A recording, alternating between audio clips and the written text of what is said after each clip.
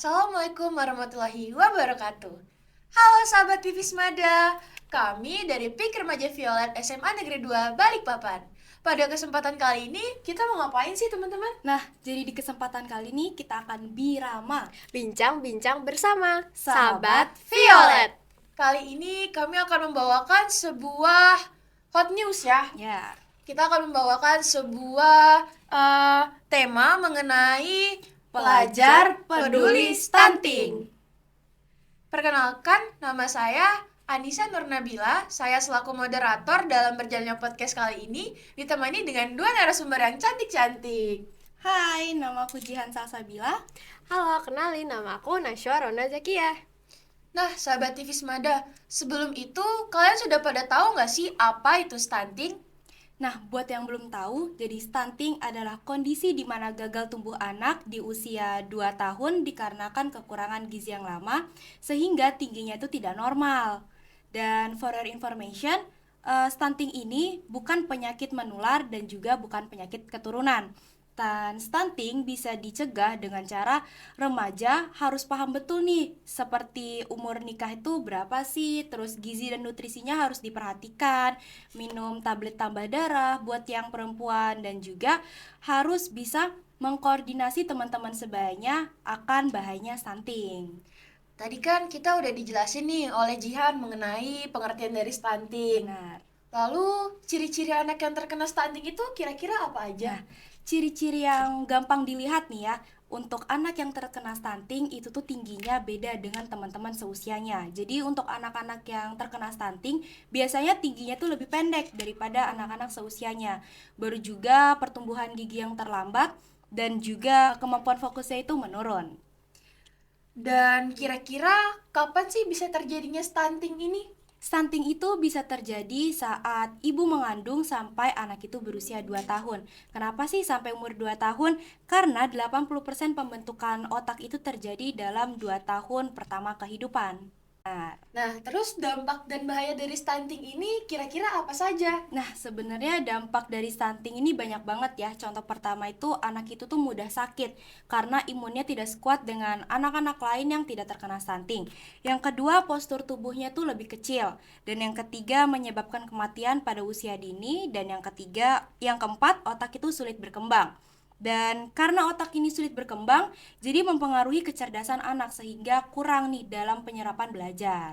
Wah, ternyata banyak banget nih dampak dan bahaya dari stunting ini. Lalu sebagai kita, remaja atau siswa-siswi SMA Negeri 2 Balikpapan, bagaimana sih cara mencegah stunting ini?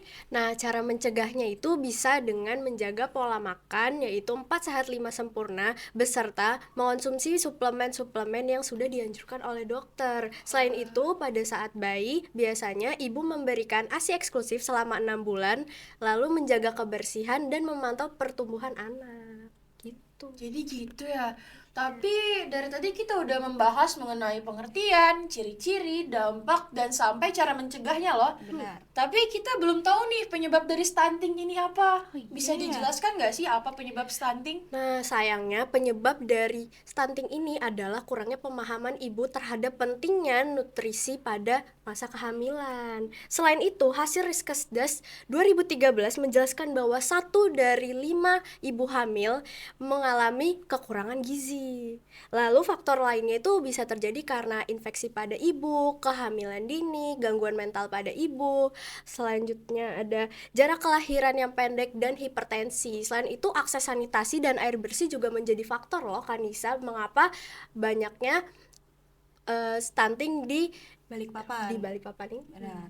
Dan juga di Balikpapan ini memang benar yang dikatakan Nashwa, banyak terjadi stunting. Contohnya pada tahun 2020 nih, jumlah balita di Balikpapan itu mencapai 18.248. Dan yang terkena stunting itu mencapai 2.412 atau bisa dipresentasikan menjadi 13%. Namun pada 2021 jumlah balita di Balikpapan 18.517 dan yang terkena stunting ada di angka 10%. Data tersebut itu kita ambil dari data DKK Balikpapan dan menurut data tersebut itu tuh ada penurunan kasus stunting dari data 2020 ke 2021 dan itu tuh bakal kita upayakan semakin turun di tahun 2022. kita punya target di angka 9%. Wah, teman-teman, berdiskusi mengenai masalah-masalah yang saat ini ternyata sangat seru ya. Semoga memberi manfaat bagi sahabat Violet dan sahabat TV Semada. Dan diharapkan untuk para remaja dapat mengedukasi teman sebayanya mengenai betapa bahayanya dan beberapa pengertian dari stunting ini. Demikian tadi bincang-bincang bersama dari kami bertiga. Sebelum mengakhiri acara ini, saya ingin memberikan sebuah pantun nih. Apa tuh? Tuh. Bawa duku naik ke tinting. Cakep. Jangan lupa membawa gunting. Cakep. Ayo kita entaskan stunting dengan program Pelajar Penting. Ih, kok dia punya pantun sih? Kita punya nggak? Ada dong. Apa tuh?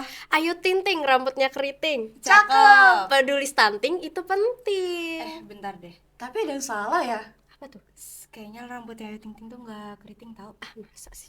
Ya Ayu kan? Ting Ting rambutnya lurus. Berarti kita ganti nih pantunnya. Udah ganti deh. Boleh Sabi. Ayu Ting Ting berambut lurus. Cakep. Peduli stunting itu harus. Yeay. Sekian dari kami.